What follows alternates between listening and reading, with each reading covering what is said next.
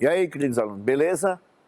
Sou Williams Pimentel, professor de Ciências do 8º ano da Rede Pública Municipal de Ensino, e hoje nós vamos dar continuidade ao estudo sobre o sistema respiratório, falando agora do funcionamento do sistema.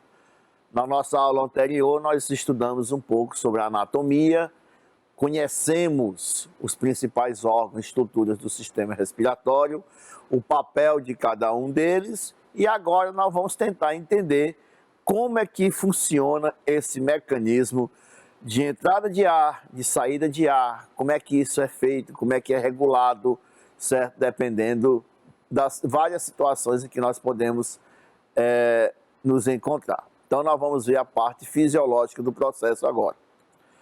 Muito bem. Aqui nós temos a imagem do sistema respiratório, né? Só para fazer uma rápida relembrada na anatomia.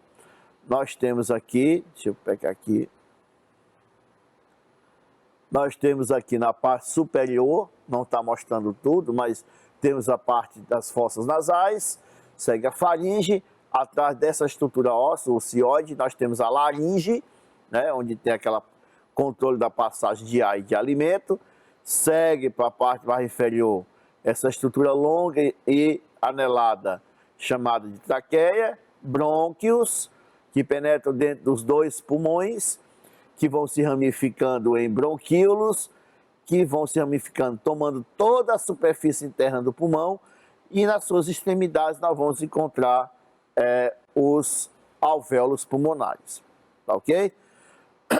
Então, o objetivo é o quê? Conhecer os movimentos respiratórios, que já comentamos alguma coisa a respeito na aula anterior, tá? Saber como é que acontecem esses movimentos, saber como ocorrem as trocas gasosas, ou seja, a hematose, bem como a importância desses mecanismos, tá? Para o funcionamento harmônico do nosso corpo. Isso é o que nós vamos tentar mostrar para vocês. Bom, para começar, você já reparou nos movimentos da sua respiração? Estamos sempre puxando o ar e soltando o ar. Como se chamam esses dois movimentos? De puxar ar, né? E de soltar ar de dentro do nosso corpo. Qual a importância dele? E aí você tem embaixo aí uma animaçãozinha mostrando, né, os movimentos internos do nosso corpo, certo? E as setinhas apontando para a entrada e saída de ar do nosso corpo. O movimento de entrada de ar no nosso corpo é chamado de inspiração. E o movimento de saída de ar é chamado de expiração. A importância desses movimentos é que faz com que o oxigênio que está no ar entre dentro do nosso corpo, para o oxigênio ser transportado para as nossas células, e o movimento de expiração é para a eliminação do gás carbônico. Williams, é só gás carbônico que é eliminado? Não, eliminamos também vapor d'água, mas isso aí não está muito relacionado com a função específica aqui. Mas podemos falar sobre isso, tá? O gás carbônico, que é um gás tóxico e que nós precisamos eliminá-lo. Aí vem aqui uma questãozinha só para a gente começar a falar realmente do processo. Complete a informação abaixo, tá? Os pulmões são órgãos de cor rosada aqui na figura. São essas estruturas aqui embaixo, tá? É composto de pequenos sacos de parede fina, recoberto por capilares, quer dizer, que são vasos sanguíneos muito delicados, muito finos e microscópicos, tá? Sanguíneos, ocorre a troca de gases. Nós estamos nos referindo a quem? Aos alvéolos pulmonares, que é a estrutura funcional localizada dentro dos nossos pulmões. Então elas são essas estruturas aqui saculares, né, que tem a parede muito delicada, e tem que ser, porque senão os gases não se difundem de forma adequada, e aqui é onde acontece tudo, né? Porque as outras estruturas estão relacionadas secundariamente com fluxo, né, e deposição do ar e eliminação de ar dentro do nosso corpo. O fenômeno mais importante acontece aqui nos alvéolos pulmonares. Bem, os movimentos respiratórios, como eu já mencionei, são chamados de inspiração e expiração. O conjunto desses dois tipos de movimentos, de inspiração, que é a entrada de ar nos pulmões, e de expiração, que é a saída de ar dos pulmões, nós chamamos de ventilação pulmonar. Tá ok? E é através desses dois movimentos que o ar entra e sai dos nossos pulmões.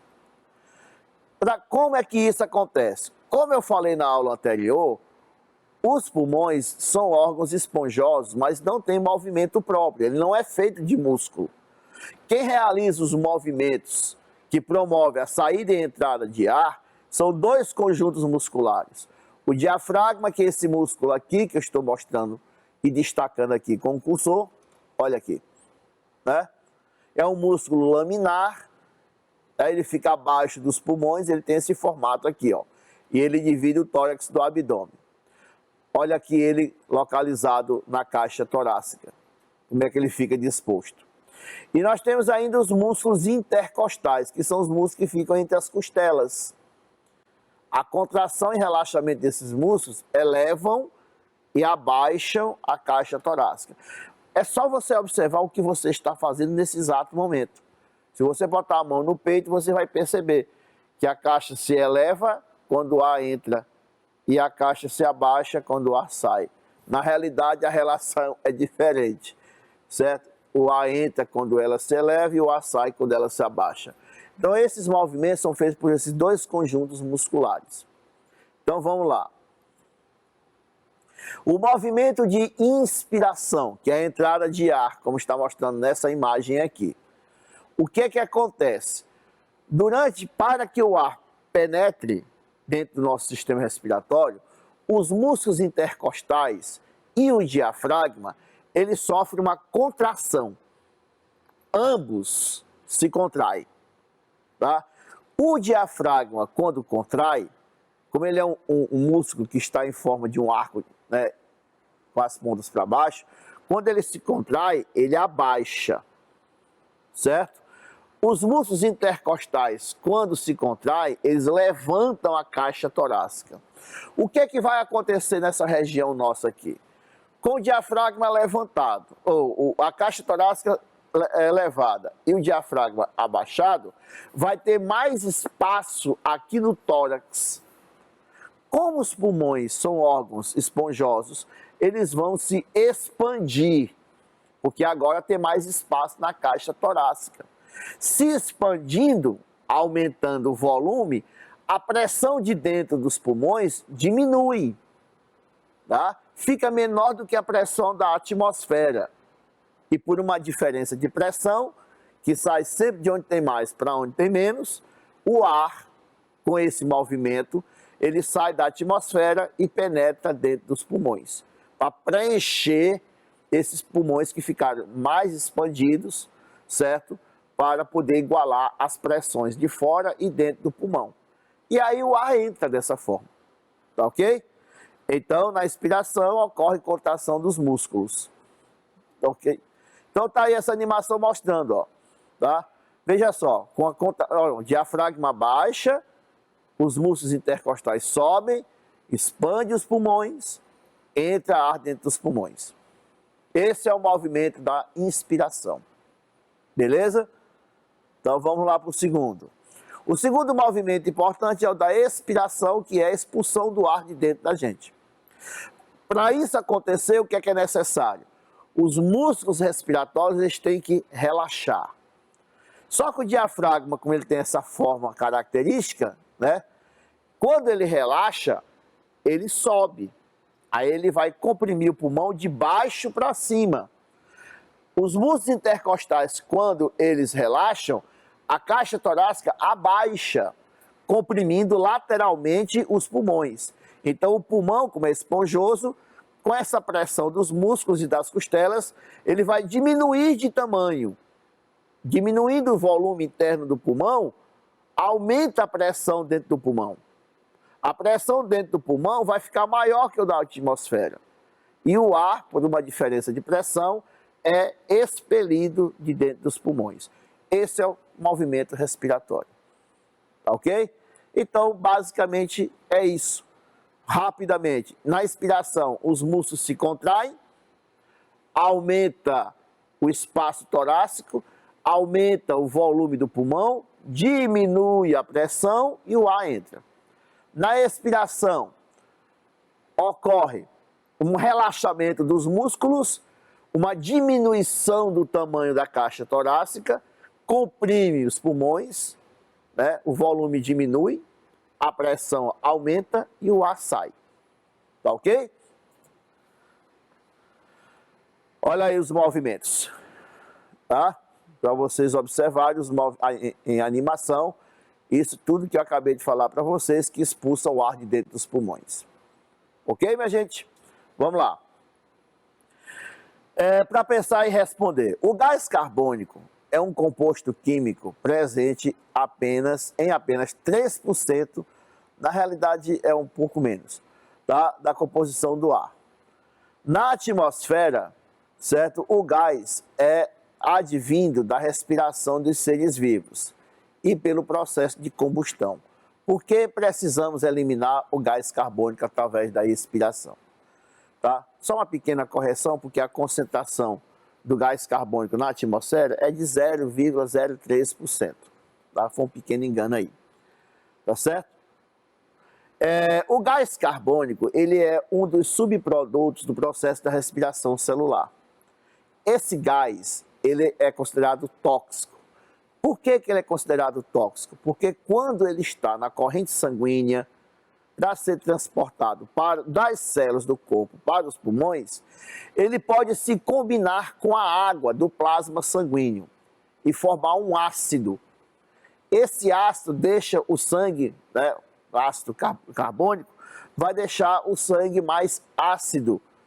E alterando a acidez do sangue, pode interferir nas reações que acontecem na corrente sanguínea, o que pode levar a um colapso no corpo.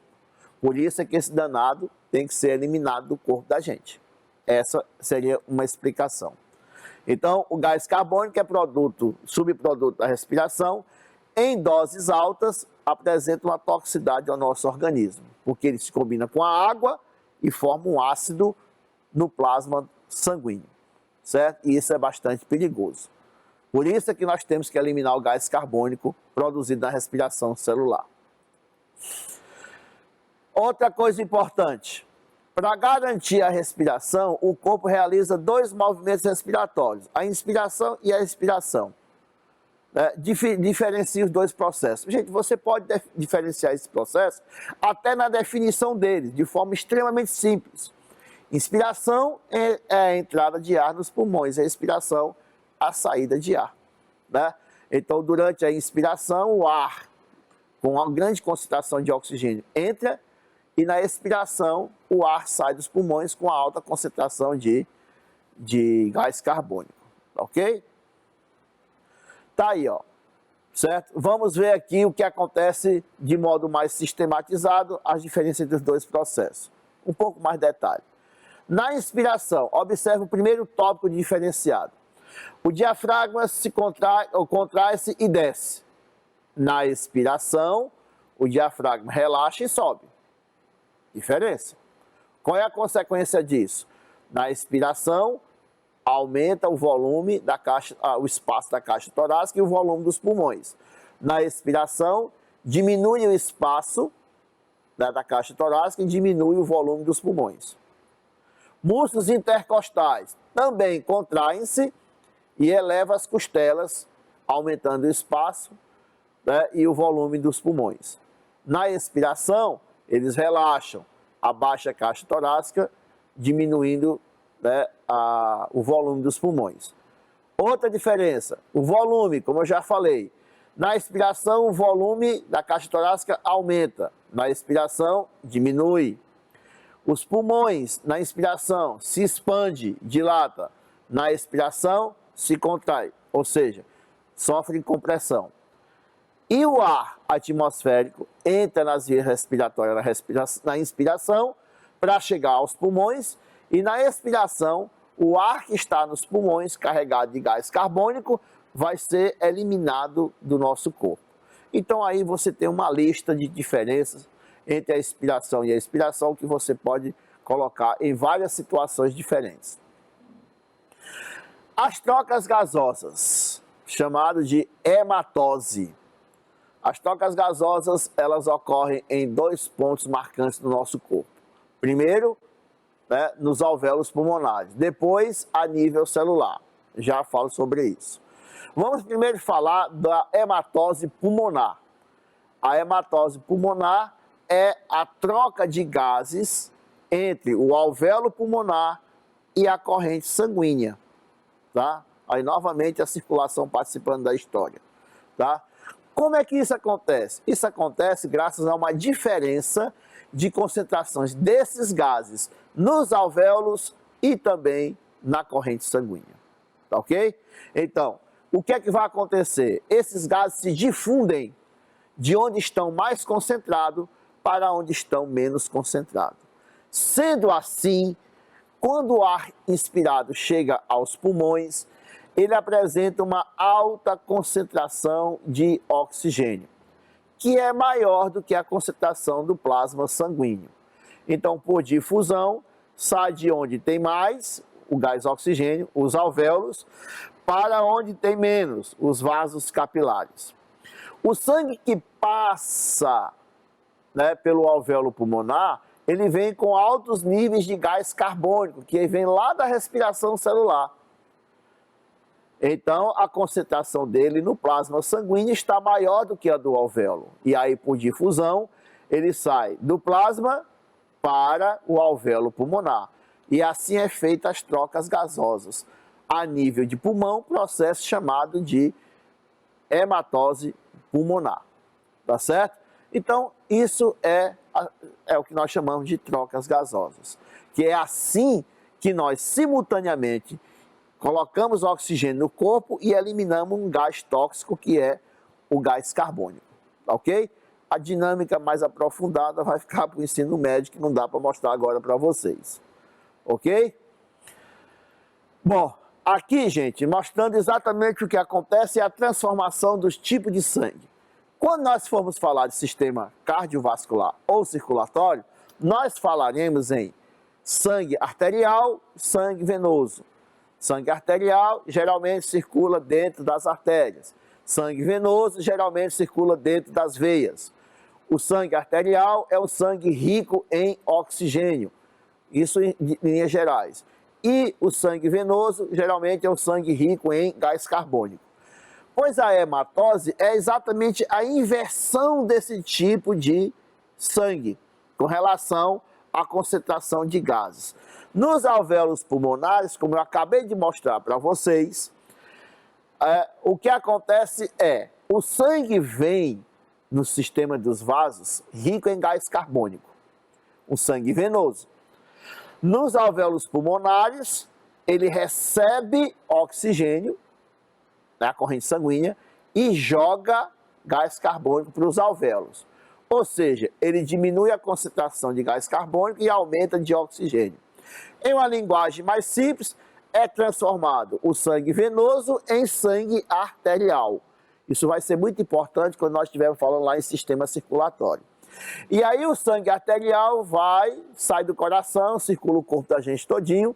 Quando chega nos nossos tecidos, ocorre outro tipo de hematose, a hematose celular. Na hematose celular, o oxigênio que está mais concentrado no sangue do que nas células passa para os tecidos, as células do tecido. E as células do tecido que estão produzindo gás carbônico na respiração celular, jogam o gás carbônico para a corrente sanguínea. Ou seja, nos tecidos há um aumento da concentração de gás carbônico na corrente sanguínea e uma diminuição de oxigênio na corrente. Ou seja, o sangue arterial é transformado em sangue venoso, que segue pelo corpo até chegar nos pulmões de novo, onde é feita uma nova inversão. Esse é um sistema cíclico que está acontecendo a todo instante, sem parar, dentro do corpo da gente. Então, na realidade, nós temos dois tipos de hematose. A pulmonar, que transforma sangue venoso em sangue arterial, e a celular, que transforma sangue arterial em sangue venoso. Ok? Para dar uma correlação com o sistema circulatório. E o controle? Quem é que regula? Se vocês prestarem atenção, ora você está com o ritmo respiratório mais lento, né? A gente chama de bradipneia, ora você está com o ritmo respiratório mais acelerado, que a gente chama de taquipneia. Pois bem, quem controla tudo isso, ou seja, aumentar a frequência respiratória, diminuir a frequência respiratória, é uma região do nosso encéfalo, portanto fica na nossa cabeça, chamada de bulbo encefálico, que fica aqui na base do nosso encéfalo. Alguns chamam ele também de medula oblonga, mas a maioria conhece como bulbo. Essa região do encéfalo controla o ritmo de várias coisas no corpo da gente. Mas vamos falar agora só do controle do ritmo respiratório. Quando você está fazendo uma atividade física, o seu ritmo respiratório aumenta. Né? Quando você está sentado, curvado, assistindo uma aula, por exemplo, de repente você faz isso, involuntariamente. Aí você, professor, mas os músculos da respiração tem contração voluntária ou involuntária? Bom, normalmente é voluntária. Você pode conscientemente aumentar e diminuir o ritmo respiratório, mas existem mecanismos, certo, que forçam esse tipo de músculo, apesar de contração voluntária, a terem contrações que não estão sob o controle direto do sistema nervoso central, tá? Senão seria fácil, muito fácil a pessoa, certo, parar de respirar, ter uma apneia e vir a falecer. Né? Nós somos, às vezes, forçados a respirar. Tá? Então, esse bulbo é que controla essa parte. Como é que isso é controlado? Bom, através de estímulos, através da percepção da alteração de determinado comportamento da corrente sanguínea. Por exemplo, a forma que nós mais utilizamos, e bastante eficiente, principalmente quando estamos fazendo atividade física, onde há uma maior produção de gás carbônico para poder haver movimento muscular, certo? E, consequentemente, joga muito gás carbônico no sangue, é o aumento do teor de gás carbônico no nosso organismo. Tá? Você está fazendo, está malhando, está correndo, está andando de bicicleta, né, fazendo atividade física, canoagem, o que quer que seja. O músculo trabalha mais, a célula respira mais, joga mais gás carbônico no sangue. Gás carbônico é um problema. Então, quando isso acontece, os níveis de gás carbônico estão altos, o bulbo, o sangue vai passando pelo bulbo e ele percebe, opa, tem muito gás carbônico.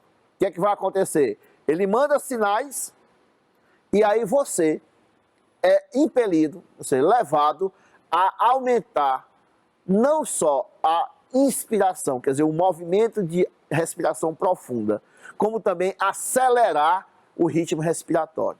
Porque aí, ao mesmo tempo, você vai eliminar o gás venenoso rapidamente, para evitar uma intoxicação, e vai jogando oxigênio dentro do organismo para abastecer as células musculares para a atividade física.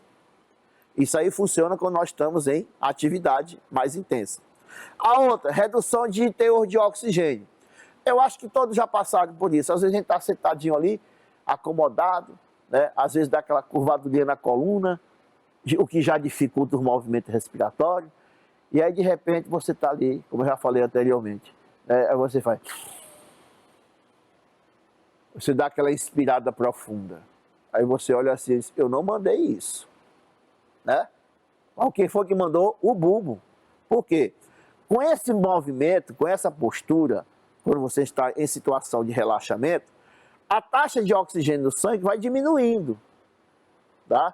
Quando esse sangue com a taxa baixa de oxigênio passa lá, pelo bulbo, o bulbo, opa, tem pouco oxigênio. O que é que ele vai fazer? Manda um sinalzão, tem a contração dos músculos, e você, ó, tem uma inspiração profunda, sem esperar, né, de uma hora para outra. Isso é muito comum. Aí oxigênio no sangue e acabou a confusão. Tá? E, logicamente, a acidez do sangue. A acidez do sangue está relacionada com o quê? Com a concentração de gás carbônico. Quanto mais gás carbônico eu tenho no sangue, mais ácido vai ser esse sangue. Então, logicamente, que essa acidificação está mais relacionada quando a gente está fazendo uma atividade física. Porque aí as células ficam jogando gás carbônico no sangue e o sangue vai ficando cada vez mais ácido. Quando passa pelo bulbo, vixe, o negócio está muito ácido, né? O que é que eu tenho que fazer? Jogar o que tem ruim para fora. Aí aumenta o ritmo respiratório e aumenta através da contração, a profundidade do ar que entra nos pulmões. Joga o gás ruim para fora, gás carbônico, e joga gás oxigênio numa velocidade maior para dentro, certo? Para poder, ao mesmo tempo, eliminar o gás carbônico e absorver o gás, né, oxigênio. Então, a acidificação está intimamente relacionada com a concentração do gás carbônico no nosso corpo. E é assim que a gente controla, tá?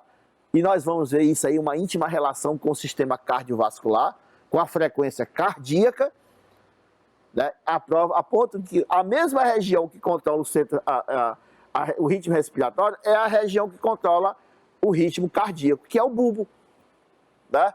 Então, as duas coisas estão interligadas, ok?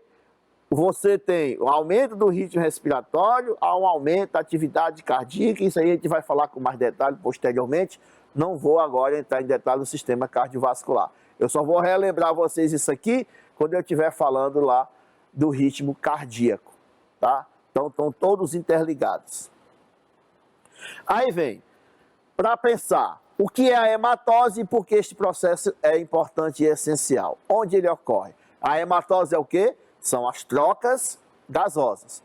Qual é a importância dele? É poder jogar oxigênio para dentro do corpo e eliminar o gás carbônico do nosso corpo. Onde é que ele ocorre? Em dois lugares do nosso corpo, principalmente. Ocorre nos pulmões, a hematose pulmonar, e nos tecidos, hematose celular. Os dois têm trocas gasosas inversas, tá? Tá aqui, processo ocorre nos alvéolos pulmonares, garante que o sangue rico em gás carbônico seja oxigenado. Esse processo é fundamental para garantir transporte de oxigênio no corpo e a remoção do gás carbônico. Aqui ele está se referindo só à hematose pulmonar, tá?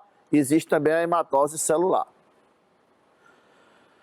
A retomada, portanto, nós temos, quais são os movimentos respiratórios que nós temos? Inspiração e expiração. Como é que eles acontecem? Inspiração por contração dos músculos respiratórios. A expiração por relaxamento dos músculos respiratórios. A hematose pulmonar permite a entrada de gás oxigênio no sangue e a saída de gás carbônico do nosso organismo. A hematose celular é o oposto, ok? E é isso aí, pessoal, tá? Que eu queria mostrar para vocês a parte de funcionamento. A próxima aula sobre o sistema respiratório, eu vou mostrar para vocês algumas disfunções, algumas doenças alérgicas infecciosas relacionadas com o sistema respiratório. E por último, os exercícios, né? Que é para a gente fazer a fixação e fechamento desse sistema. Até mais, pessoal. E boa aula para vocês. Assistam, que a gente faz isso com muito empenho e carinho com vocês todos, tá?